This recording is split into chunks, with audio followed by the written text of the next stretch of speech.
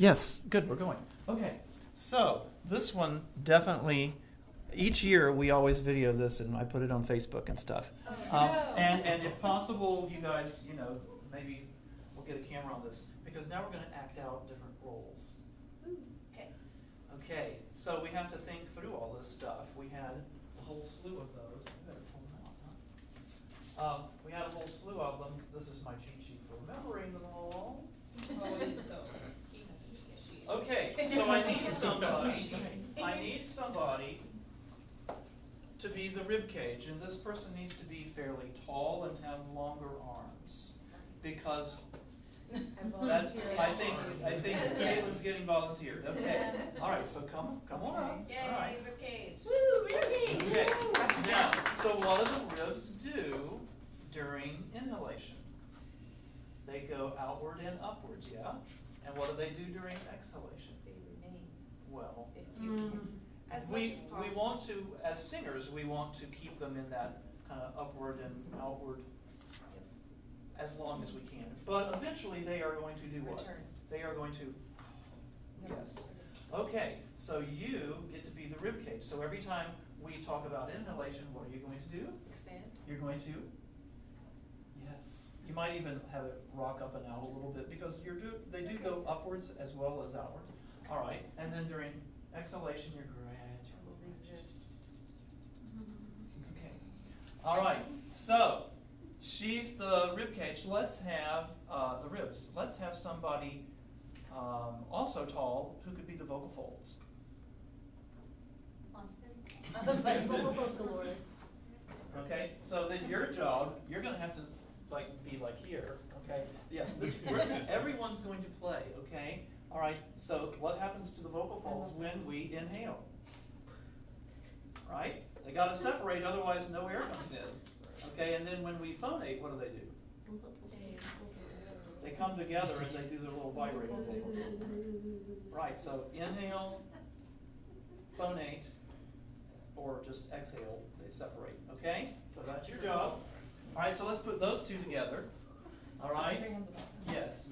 Good thing she has that little bun there. That's really Breathe good. with me, buddy. All right, so ready, set, inhale. And phonate.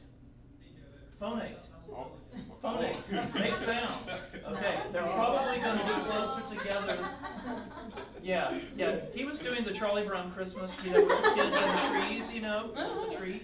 Yeah. No, what we need, when we phonate, our vocal folds are really quite close together because they close and open and close and open.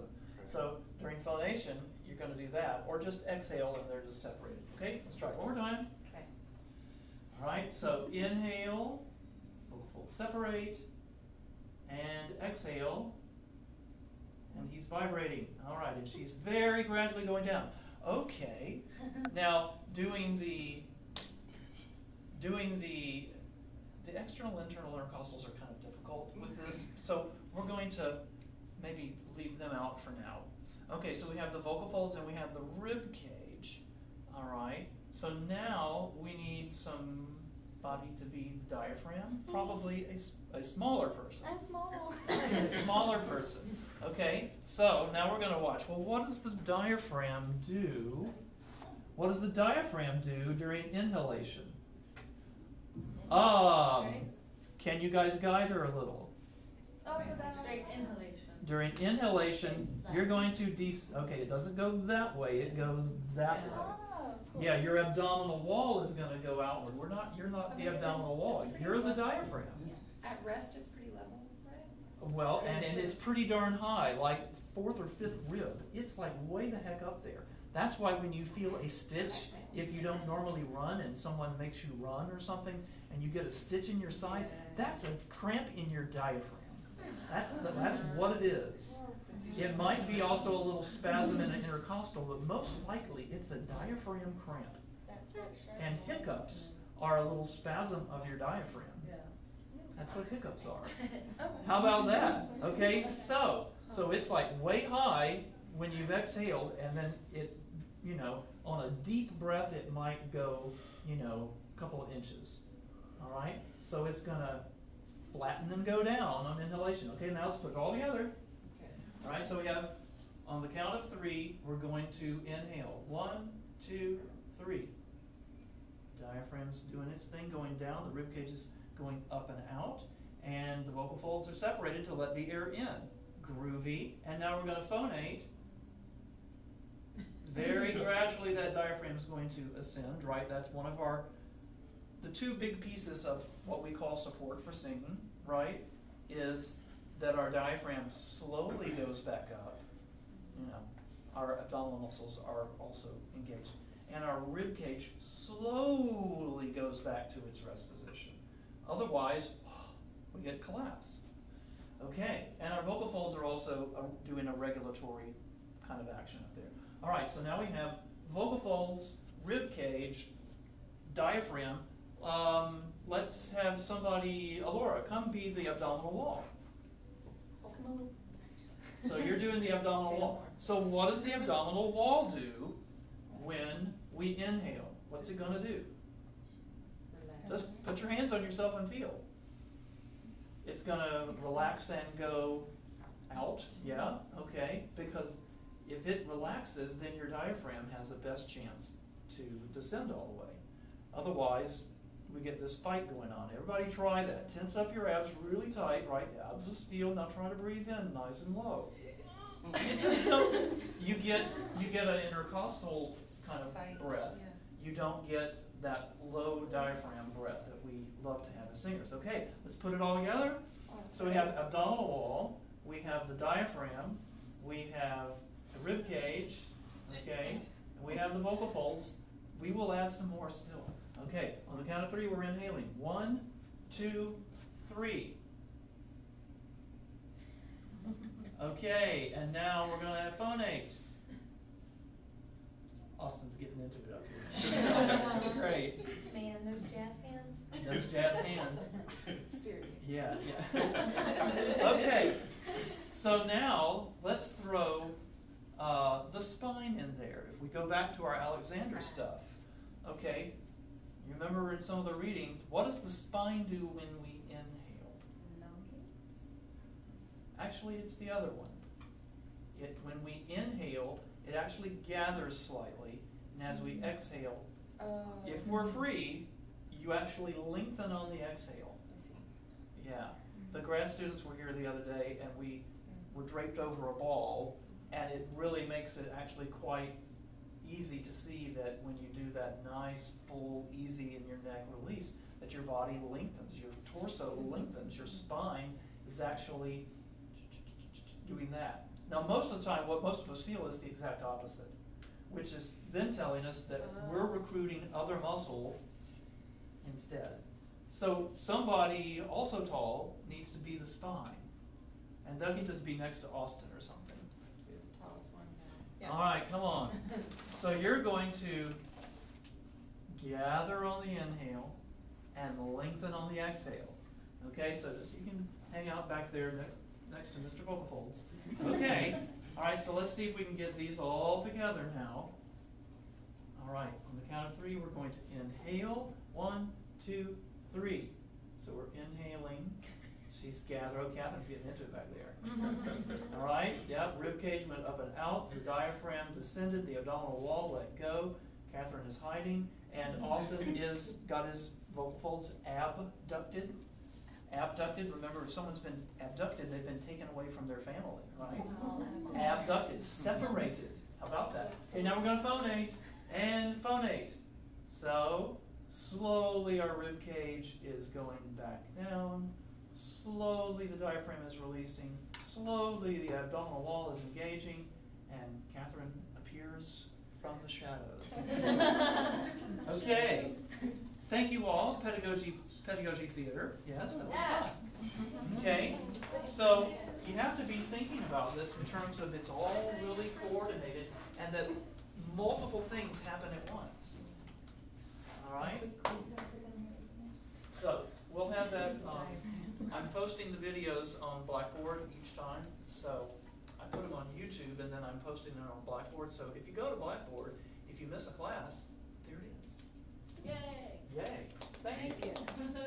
Another little visual thing. I tried to make it over the weekend and I kind of crapped out. I was going to make a torso with a lung in it and a diaphragm. I couldn't quite get it to work, but I did get a syringe. So if you think of, this will make sense in a minute. If you think of your diaphragm as kind of like a syringe, okay? Because listen what happens when I pull down on silence. Okay, let me make it a little more obvious. Okay, I'm going to pull it out. Okay. Oh crap, you still can't hear. Well, air is coming in. Yes. Use your imagination. Air is coming in. Right? Because what's happening in here, I'm increasing the volume, and then the pressure in there goes down, okay? The pressure in there goes down, and so air comes in. So when I read your tests next Monday, okay, please, no one say that the air comes in and pushes your diaphragm down. Please, don't say that, okay? Because it ain't true, right? Your diaphragm descends, and you get a partial vacuum created there inside your thorax, and the air comes in as a result. McCoy said it, I just said it. Believe it. Okay. So the air actually pushes the diaphragm down? no, ma'am. No, the diaphragm contracts and descends. And as a result of that, more air. and as a result of that, okay, think of your rib cage, you know, you've got ribs, you've got muscles between your ribs, then inside of that is this lining, which we will see when we go to the cadaver lab, this membrane called the pleura. And then inside of that is where your lungs are, okay, and when your diaphragm is there, it's all sealed, okay?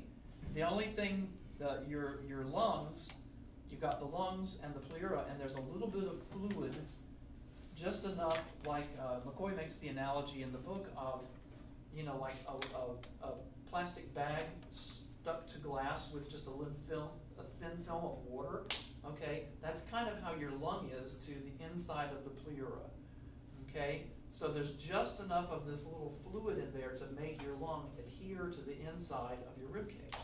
So if I expand my rib cage through using my intercostal muscles and my diaphragm contracting and descending, this all got bigger, that expands my lungs, there's greater volume, but the pressure is lower, so outside air comes in as a result, right? Okay? The diaphragm doesn't pull in air, and the air doesn't push out the diaphragm. Well, They just indirectly, are the diaphragm does help pull the air in. Right, okay. Yeah, it really does.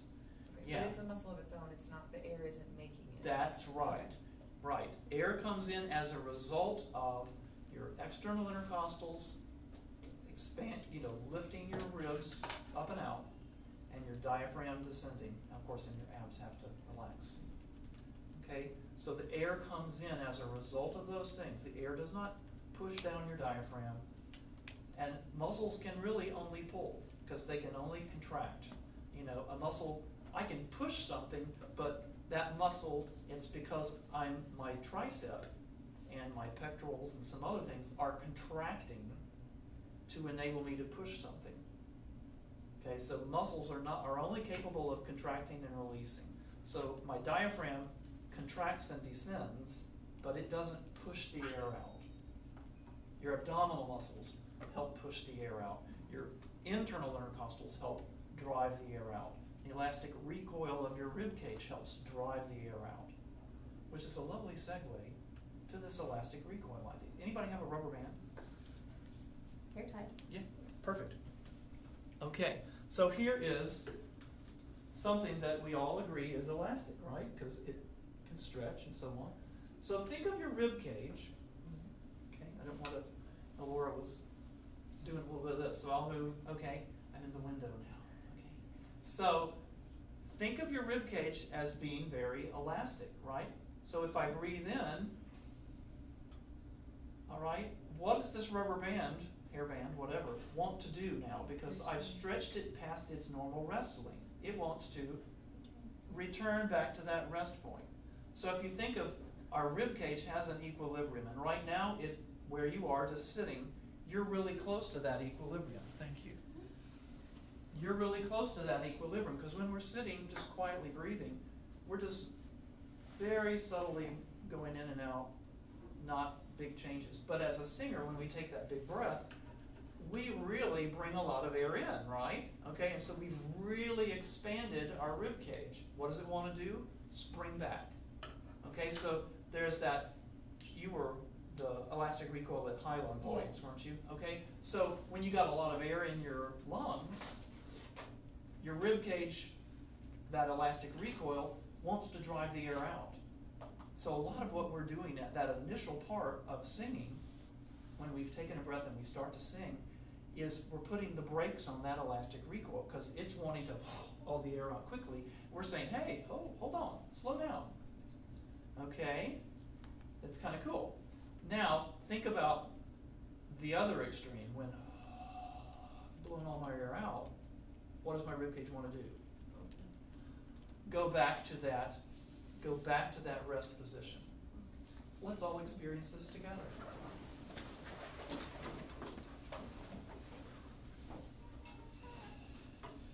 Okay, so we're all going to take a huge breath in and hold it for just a second. Okay, I rarely ask people to hold their breath, but this is one of those times. Okay, so we're going to breathe in, breathe in, breathe in, breathe in, breathe in, and hold. Okay, you can feel that elastic recoil. It's like, I want to let go of all this air. Let go of all that air. Okay, so now there is a muscular component to that, sure, because your external intercostal muscles were also contracting. They were helping to expand your rib cage. Your diaphragm was contracted. So their relaxing is certainly part of things. But the very tissue of your rib cage, all right, your lungs have a little elasticity to them, okay? They're like a balloon, and you put air into it, it wants to go back to its rest position. Your rib cage, you've got cartilage and stuff like this that is more, that's why we can give somebody CPR, because you can even feel it if you push hard enough. You can feel that, you can kind of squish in. It's like, wow, that actually does move a little bit, okay? Because you've got cartilage right there. It's not bone to bone right there on your sternum. So all this stuff has that ability to move and expand and then go back to its rest position. Right now we're going to blow all our air out. Hold. Please. All right, so now you experienced the other side of elastic recoil. Go ahead and sit down. Okay, and that is when we are at low lung volumes, when we breathe out, when we've sung a super long phrase, when we get to that end of our rope, Ave Maria, I hope the pianist plays faster, right? Okay, we've all had that moment. Or, any number of other Schubert songs that has phrases like that. Then your rib cage, think of it as like a spring, and you've compressed it. It wants to go back to that rest position. There's a lot of things with our body. There's an equilibrium point, and it can swing one way or the other, but it always wants to go back to that equilibrium. So if we've taken a big breath in, it wants to go back to that equilibrium, but often it will actually overshoot a little bit before that's typical of systems in our body. Okay, if we blow all our air out, it wants to swing back to that rest position. And that's why CPR and things like that work. Okay, but it's important for us to understand it, especially when we've taken the big breath in, and our natural tendency is to let it all go. Then we have to actively recruit those muscles of inhalation, especially our intercostal muscles, to keep our rib cage up and out, right? So we're actively working against that elastic recoil, putting the brakes on it. And then at the end of a phrase, when, okay, we still need to sing, there's still words we have to keep getting out and getting out and getting out, we're working against the recoil, but that's a recoil that wants us to inhale again. Does that make sense? Yeah. So if you think of it like a you know, like a teeter-totter, right, at the park. You know, when we've got a lot of air in our lungs, it wants to go this way. When we don't have much air in our lungs, it wants to go that way. So up here, it's an exhaling kind of force. Down here, it's an inhaling kind of force to bring us back to balance. Okay, and there's actually, on that handout that looks like this, there is, this is Ingo Tietz's book. It's a little more tricky, but if you go to the last page of it, he's kind of done the breathing cycle, and he's showing what's going on at each step. So it says figure 3-10, okay? And he's kind of walking you through the different phases, okay? This would be good if you, and then the previous page, he shows 3 phases as it relates to like lung volume and some other things, okay? So it's a little, it's like McCoy on steroids. Actually, there's a lot of Scott McCoy's book that is a paraphrase of Ingo's book, which I pointed out to Ingo on multiple occasions. Anyway, so that might help kind of put some of those things together. All right, we have 15 minutes. We can do this. Yeah, so Wednesday, because we'll be reviewing the terminology, we'll be reviewing some of the Alexander stuff, we'll be reviewing respiration, okay, breathing for singing, because then it's the following Monday that we have a first quiz, first test. Okay, so I think on Wednesday, in the midst of reviewing, we'll also go over some of our burning questions that you guys submitted, and use those to help us kind of review, because by then we should have, hopefully, if I do my job, covered all that stuff. Another thing to be thinking about is your elevator speech about breathing, because that's another thing you have to talk about with every beginning student. In fact, with every student you're ever going to teach, because you're going to see them doing things and you're going to say, oh, I see you manage your breath really well. Tell me what previous teachers have told you, you know, and then that's a chance for you to clarify what you know and how you like to teach it, okay? But these are real practical things to just kind of think, okay, what are the 5 key points of what I want to get across to a student or to a choir about breathing? Be ready to do that, because those questions might appear on the test, okay? Because it's really practical. That's the kind of stuff you need to have at the tip of your tongue. You're standing in front of a class and you're looking at the, you know, the alto section. Nothing against altos, but the alto section is like this. And so, okay, let's talk about breathing, altos, you know, and then you've got to have your bullet points going in your head. Okay, first of all, let's talk about body alignment. You might start there, and then you go on to, let's talk about what's going on in breathing, and you keep it in pretty concise terms, and be thinking about what would I want them to do to experience this so they could, put it, not just its words in a book or, you know, something we learned for a class, but I can feel that in my body. Then they're really going to remember it. Okie dokie. Get the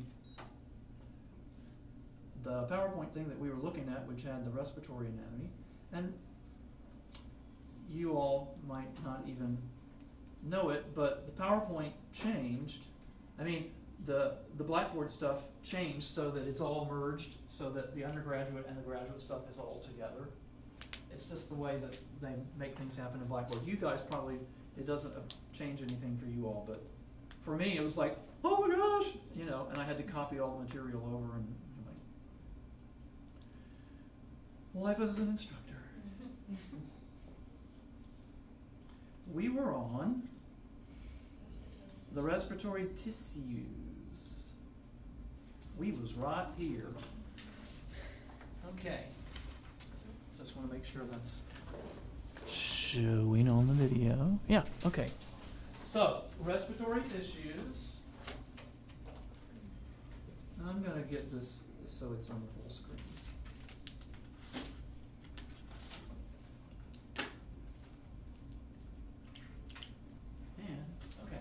So, we can all feel our trachea if you tip your head back, like the birds do, you know, when it's raining. Bless you. Thank you.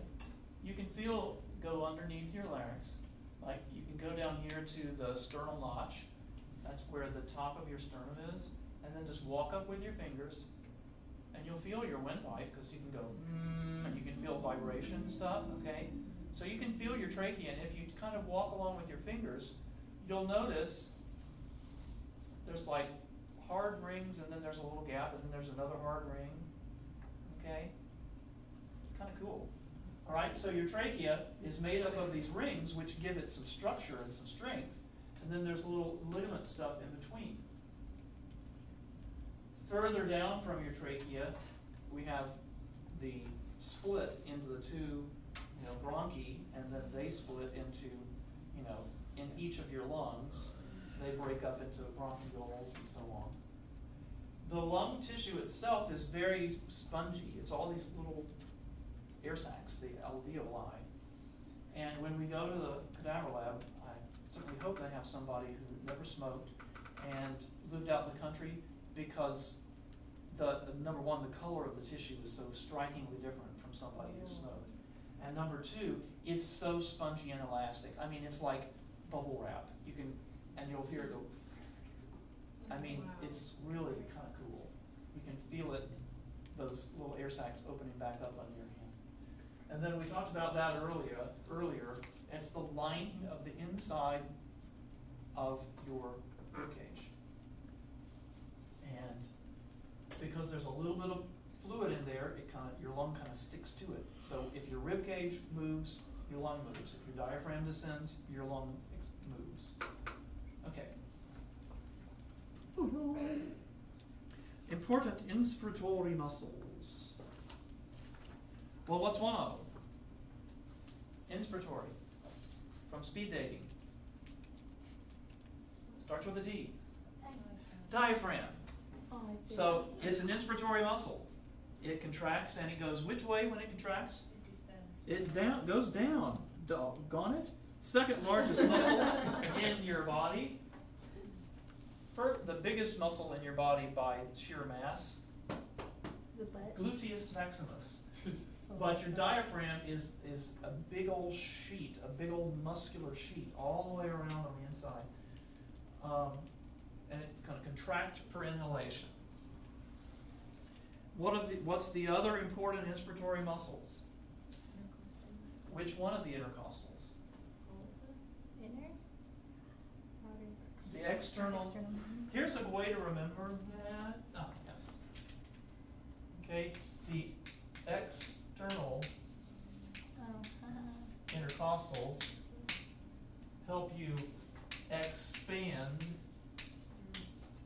your rib cage. I thought you were going to say exhale, so don't confuse. Okay, so then your internal intercostals are the ones that are active when you exhale. Okay, right? So externals help you expand. If you remember that. So they're between your ribs. If you remember Caitlin doing her stately movements, okay? So they're going to raise your ribs upwards and outwards. And they're going to swing out, and that increases the volume of your thorax and helps with air coming into your lungs. Again, the PowerPoint is on Blackboard. It's a great way to review. Go through it. All right, what are our expiratory muscles? Well, we just talked about one of them. Not this one, but the internal intercostals. So intercostal means muscles between your ribs, right? Costae is the Latin word for ribs. So the intercostals are between your ribs, and the internal intercostals are the ones on the inside, more on the inside of your rib cage. At the ends of phrases, we're going to use them to drive out that last little bit of air. Our rectus abdominis is primarily great for doing crunches. All right? So it's going to pull down on your rib cage, which helps, squeeze air out. your external and internal obliques, the transverse abdominals, okay? And the quadratus, McCoy mentions it is much more postural in nature, but you know, the big four abdominals, the rectus, the internal and external obliques, and the transverse. So if you think, you know, your external and internal obliques kind of go that way, and then the transverse run side to side, you know, crossways. All right. Elastic recoil. Now let's get it all up. Okay, so again, think of a balloon. Think of your lung as like a balloon.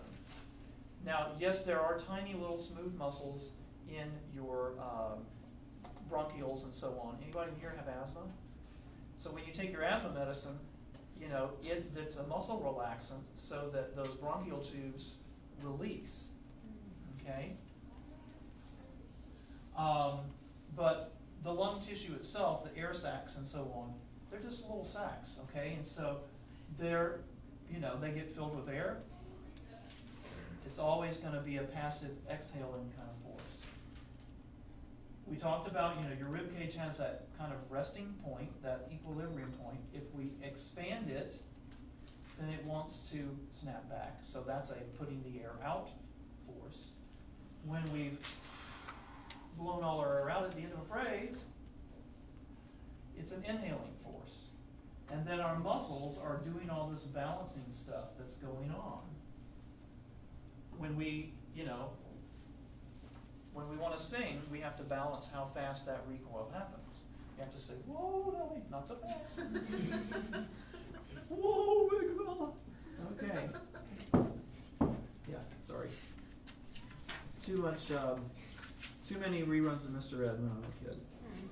Okay. So, we have all these antagonisms going on in our respiratory system. Because our diaphragm is an inhaling thing, but for it to do its job and to send fully, we gotta let our abs go, right? So we have to release one set of muscles for the other one to be able to do its job. And then when we're exhaling, the abdominal muscles are contracting, your diaphragm is relaxing. So they kind of balance each other.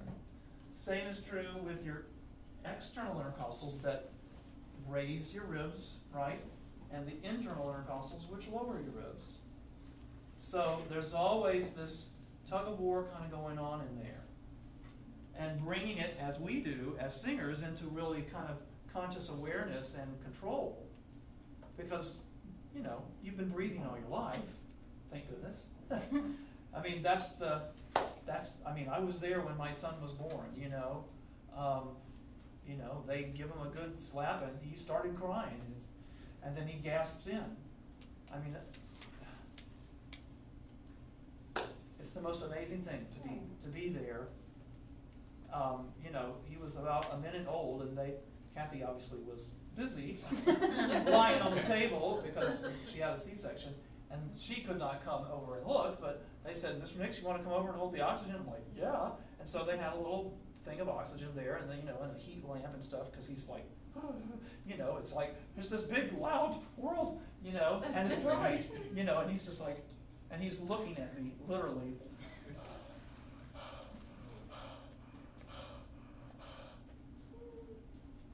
It's cool. Very cool.